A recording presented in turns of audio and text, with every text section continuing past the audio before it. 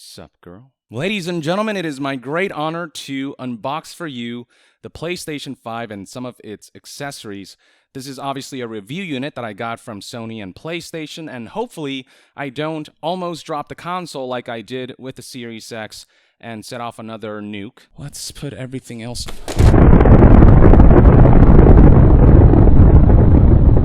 I do want to focus mainly on the console and the controller, but I will unbox the peripherals at the end of the video, towards the end, so let's actually put these aside for now. Now, before we get to the PS5 proper, one quick plug. If you want to support the channel, you can do so by purchasing merch such as the Yong Yeah Surprise Mechanic Stress Loot Box, the hats, the Nuka Dark Rum parody cups that are shaped like beer or soda cans, and you got shirts like this Yong Out shirt. You can find these at yongyeah.com. Every purchase goes a long way, and appreciate everyone who's already purchased merch. But anyway, on to the main event, the PlayStation 5. Let's just go ahead and dive right into it. Just cut through the tape here, and there we go. Easy peasy. I guess I should set it down like so. Let's do it sideways like this. It's actually just... do this. Okay, that works. And I can flatten this, throw it on the side for now. This is the main box. So there's a flap here. Pop it right out. Boom. Oh, there's some instructions here. I don't know if you guys can see that right there on the side here. So there should be a flap right around here that I can pop out, and boom.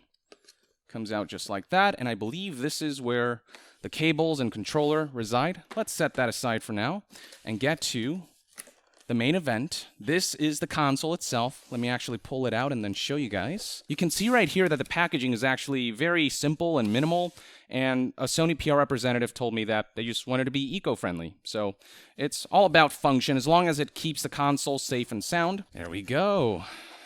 Out she comes. So let's just pop this out right here. Pop this out. Oh, wait, hold on. Hold it here. Pop this out right there. And, oh, man, I can't believe this. I'm actually holding the PlayStation 5. It's kind of insane. What a time to be alive. Let's remove the paper here and dress this baby. Oh, yeah. Actually, let's do it from this side. Oh, yeah. This, ladies and gentlemen, is the PlayStation 5. Look at them curves. Woo! Baby. And actually, I really like the way it looks. Now that I'm looking at it in person, I don't know, I really dig the design. So let's take a look at the various components of the console itself. So this right here is obviously the disk drive, and then on the bottom here, there are two buttons. One of them is the power button, the other is the eject button, and they sound like this. I don't know if you're curious about that. This is USB-C, and then this is USB-A. On the back, you've got some ventilation alongside two USB-A ports, a LAN port. This is HDMI, and this is, of course, the power adapter. And then beyond that, you can see all throughout the PlayStation 5, there's ventilation on the sides. There are grills that kind of run all across down here for better ventilation, and hopefully that'll help keep the console quiet. And in terms of turning on the console and gauging all of those different aspects, that's something I cannot do during this portion of the review process for now. All I can do is show you the physical console and controller and tell you my impressions, but so far so good. I will do a size comparison soon, but let's actually unbox the rest of the package and take a look at the controller, which is right here. Beyond that, though, we've got some manuals. For those who are curious, is what that looks like right there. And then this is... oh, this is the stand, actually. If I try to lay this on its side without the stand, it looks something like that. You can see right here that it does wobble due to the curved nature of the console's overall design. So you do want to get that stand on there. But I'll get to the stand in a bit. Let's put this aside for now and unbox the rest of this stuff. This is HDMI. This right here is the power adapter. And then this, of course, is the controller proper. And now it's time to unwrap the controller here and hold it for the first time. Yeah. Okay. Ooh la la, yes. Indeed. Okay, so I've got the PS4 controller right here for comparison, and I'm actually going to hold this side by side for you guys. So you can see right here, I'm trying to line up the bottom so you can see that the DualSense is definitely a little bit bigger than the DualShock 4, but it feels relatively similar in design. The button placements, everything feels very familiar. So going here, it definitely has a bit more bulk to it. You can feel the extra bulk there, but everything is where it should be. Let's see, the triggers. Okay, this feels like there's a bit more range, just like slightly more range, and it feels a little stiffer, just ever so slightly stiffer. This feels easier to press all the way down. This has a little more pushback to it. The shoulder buttons, they actually feel identical, but the shoulder buttons on the DualSense is actually bigger than it is on the DualShock 4. So on the DualSense, the shoulder button encompasses more of your finger than the DualShock 4 does, and it actually does feel better. Now for the buttons, this is the DualShock 4. Gonna feel that out, okay, so that's how that presses, and then going to the DualSense, it does feel a little different. Yeah, so, okay, I'm noticing the buttons feel less wobbly on the DualSense, whereas on the DualShock 4, as you press and as you move your finger around like this, you can feel the button kind of shifting and moving around a little bit. On the DualSense, when you try to do that, it's much more solidly in place. In fact, I can barely feel any wobble at all. I'm also noticing that the sound of the buttons being pressed on the DualSense is more quiet. It's quieter than on the DualShock 4. So this is DualShock 4. You can hear it very clearly. This is DualSense. I actually like that. So it does overall feel like a better controller. It just ergonomically, the extra bulk actually, I don't know, makes it feel a little more premium. It feels a little more dense than the DualShock 4. It has a bit more heft to it, but nothing unmanageable. The extra heft actually adds to that feeling of premium. The touchpad, texture-wise, feels about the same. And then pressing the button here versus... Okay, interesting. It actually feels slightly mushier on the DualShock 4 as I'm pressing it, whereas on the DualSense, it's a bit more solidly placed, a bit less wobble. And then there are the home buttons here. So pressing this versus this. It does feel a bit clickier on the DualShock 4, whereas it's like slightly more soft touch and that kind of dampened feeling. You can actually hear the home button being pressed on the PS4 controller. Whereas on the PS5 controller, once again, much like the face buttons, the sound is kind of dampened. Now, one thing that I'm noticing is that whereas the DualShock 4's D-pad, when you circle your thumb around the D-pad, it's practically silent, as you can hear or not hear. On the DualSense, I'm actually hearing some squeaking as I do that.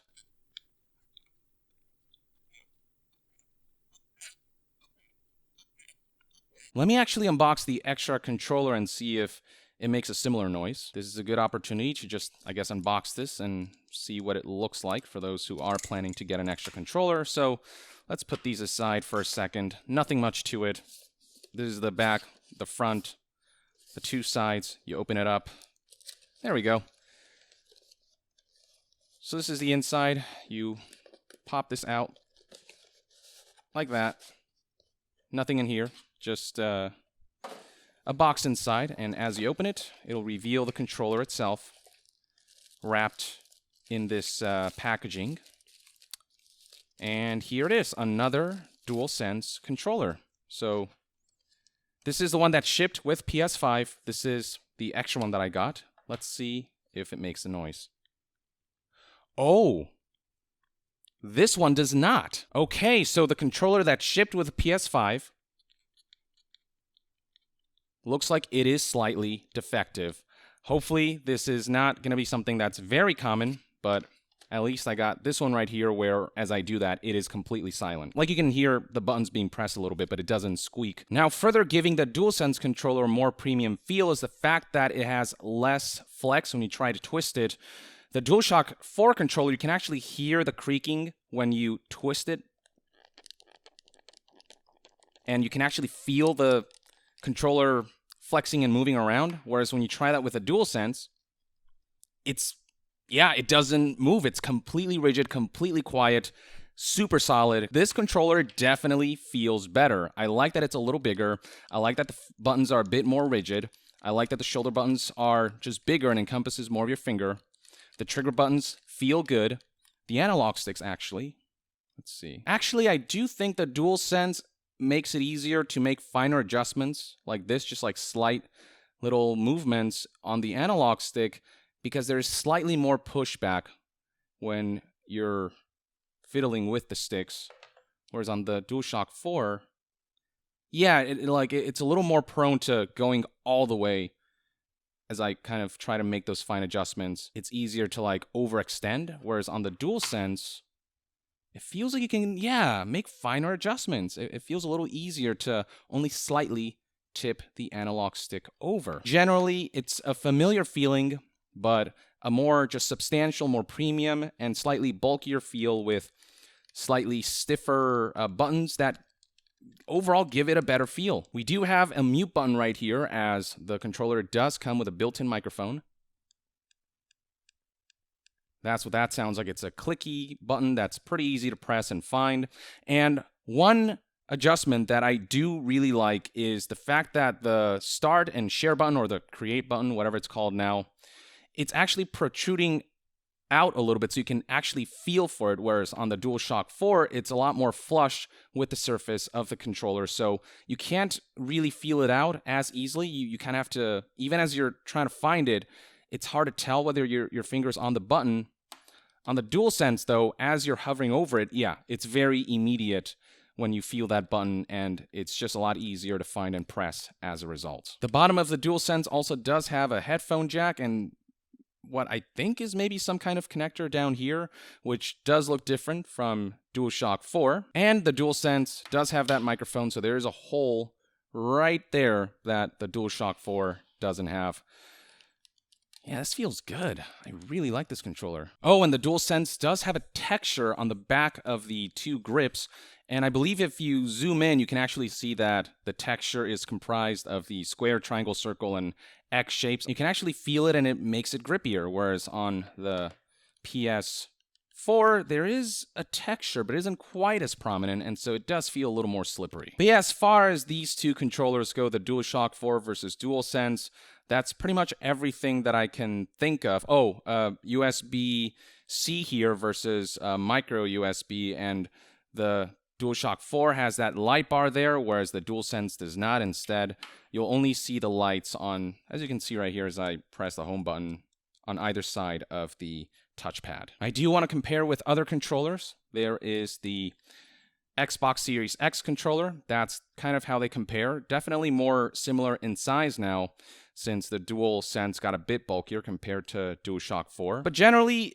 it's about the difference between DualShock 4 and an Xbox One controller. If you love the DualShock 4, you'll love the DualSense. If you love the Xbox One controller, you'll love the Series X controller. The one difference here, of course, is things like adaptive triggers and haptic feedback, which I've not tried, obviously, yet, since I haven't booted up the console yet, but I will, and I'll report back.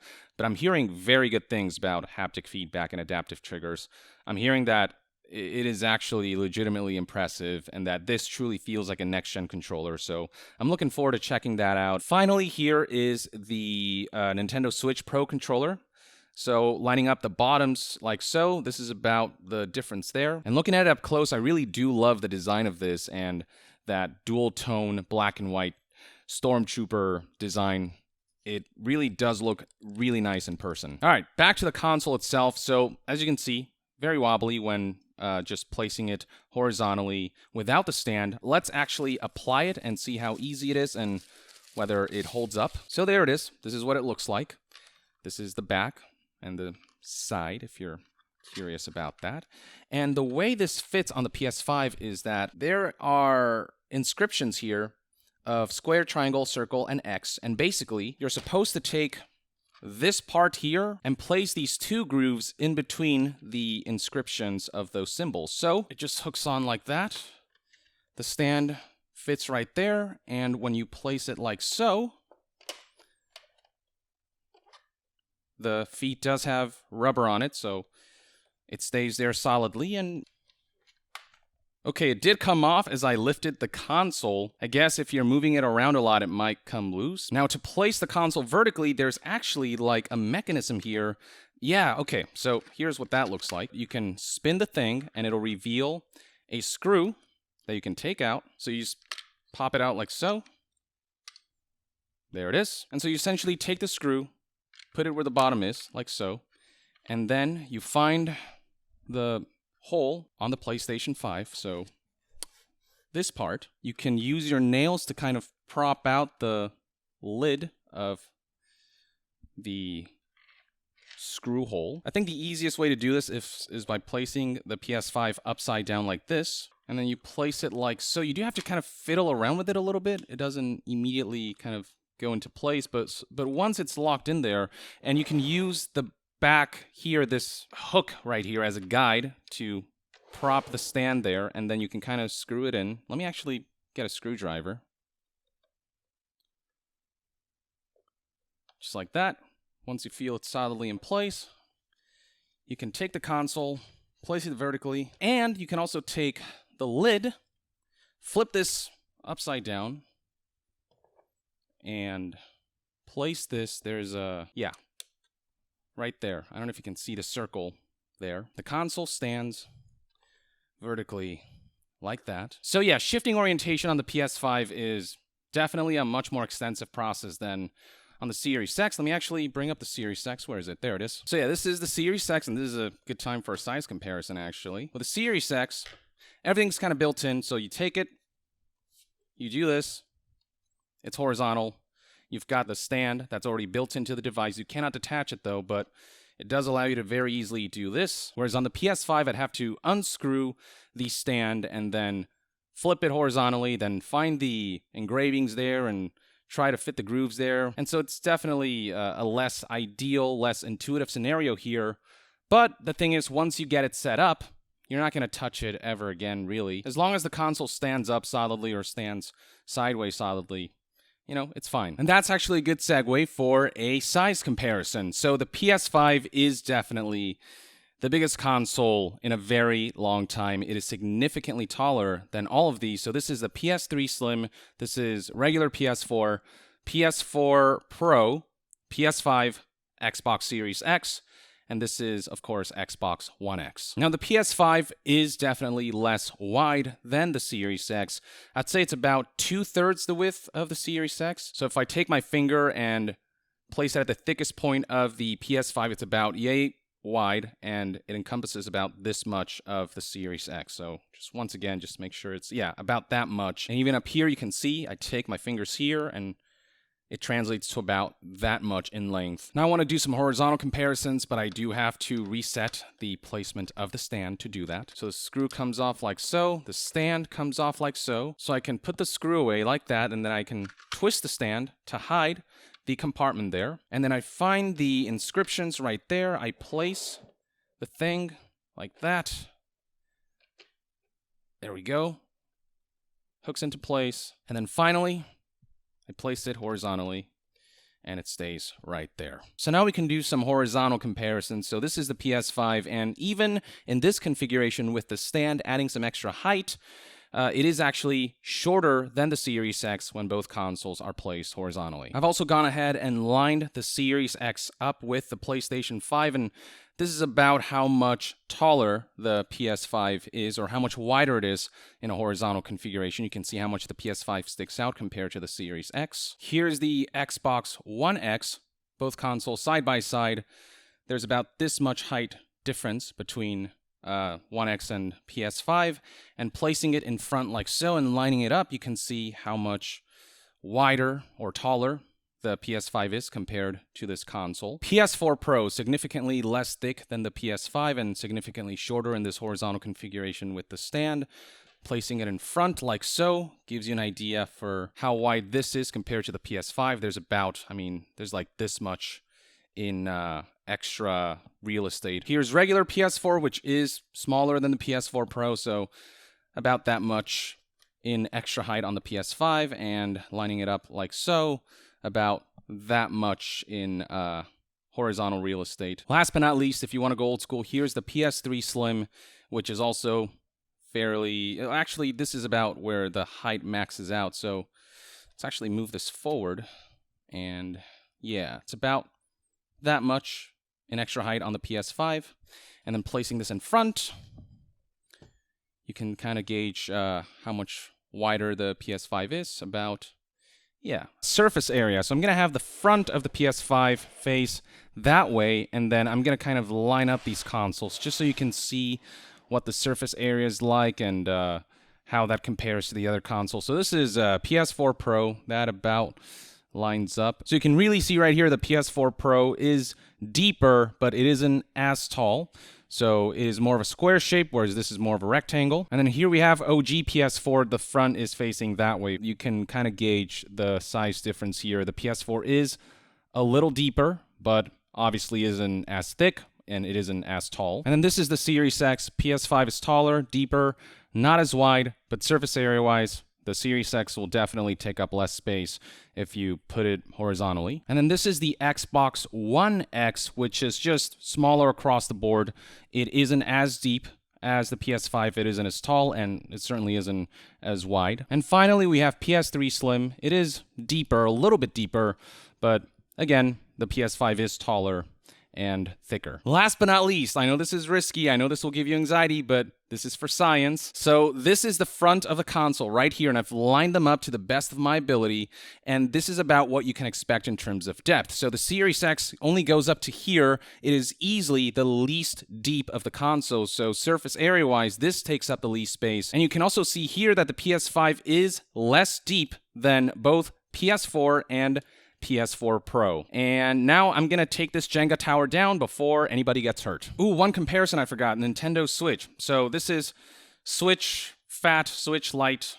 Let's stack them up like so. So this is about how tall these switches are compared to the PS5. And then placing the PS5 horizontally, you can kind of obviously gauge how much thicker the PS5 is compared to the Switch. I mean, this doesn't need to be said, but there it is for those who are curious. And I guess one more orientation I can show you guys is like this. So take the two switches, place them like that, and then try to match it up with the PS5. And one last thing I want to try out is seeing how easy it is to remove and to put back the plates here that will reveal things like the SSD compartment and the like. So let's actually do that right now. So I'm going to place this horizontally. And I believe the way the guy did it in the video was like he peeled it off here, and then he...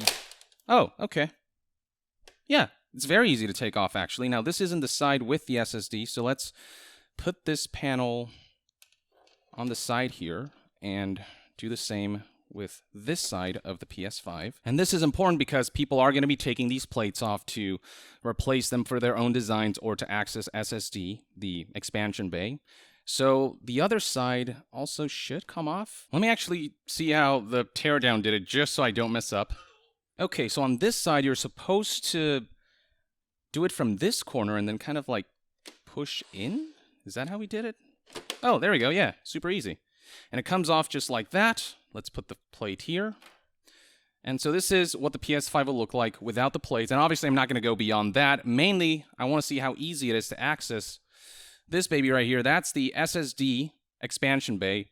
This is something that every user must access, so I know this might give some people anxiety, but for those wondering what that looks like, there we go. It was fairly simple, actually, and now putting everything back on hopefully will be equally easy. Okay, judging by the way the holes here kind of go inwards this way, I imagine I just do this, and then boom, it's in place. Oh yeah, it's very easy. Okay. And then on this side, you can see right here. So like this hole, for example, you can see the direction it's going in. So you just kind of put it on top like that, fiddle around with it a little bit, make sure everything's lined up, and then you hear it pop like that. You push in and sideways, and everything should be in place like that. Easy peasy, actually, yeah. So just remember that for removing this plate, you have to peel off the PlayStation logo corner, and then on this side, you have to peel off basically the opposite of where the PlayStation corner would be. So this side, opposite of the disk drive, is the best way to remember that. Just to show you once more, pops off Like that. Boom. 1. From this corner. Boom. 2. Comes off. Put it back on. 1.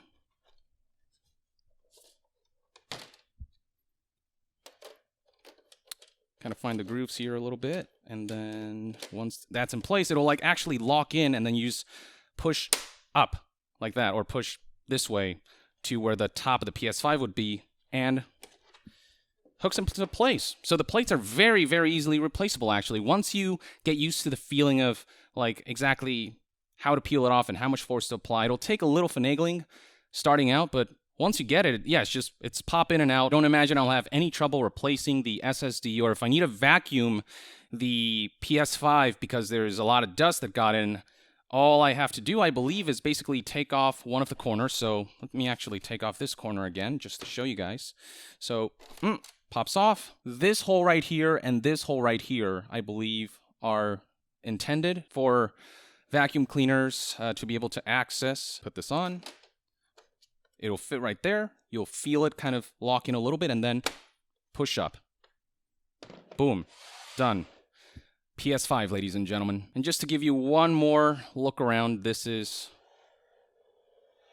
how the console will look when rotated 360 degrees. I really like the design overall. I am concerned about fingerprints. You can actually, I don't know if it's visible here, but I can see them from here, where the fingerprints are very easily visible in this shiny material here. So as long as you're not touching this part too much, it'll be fine. It comes off easily, so, you know, it is what it is. But the shell here, obviously, it's a matte finish, so it's not going to show fingerprints, especially because of this white color. And this will allow you to customize the plates however you want, which is very neat. Yeah, I'm pleased to see that the panels, the interaction with that is not as bad as I thought it was going to be. Ooh, I almost forgot. I need to unbox the remaining accessories. So this is the headset, and this is the camera, which is specific for PS5. And let me actually get my X-Acto knife here. And there we go. You can just open this up like so. Inside is a flap that you can use to extract the box. Nothing inside here. And in the box itself is the camera. This is a USB cable attached to the camera, instructions manual, and nothing else, really. So let's toss this aside, open this up, and this is kind of what it looks like. Here it is, for those who are curious about that, and the cable running down here. Let's peel off the plastic just to really get a good look at it. Okay, so this actually folds up and down, and that way you can actually adjust the angle of the camera, which is kind of neat. So you can kind of set it down like so, and it'll work in a variety of angles. So you can have it look straight, you can have it look up a little bit. Let's put that aside and finally unbox the headset, and I'll put it on real quick. So let's pop this thing out, open up the box. So this is what the inside looks like. There are some manuals here, so I'm just going to leave that in there. What I'm mainly interested in is, of course, the actual headset, which comes in the box like that. So here it is. This is about the size you can expect. I don't know if my head is a good point of comparison.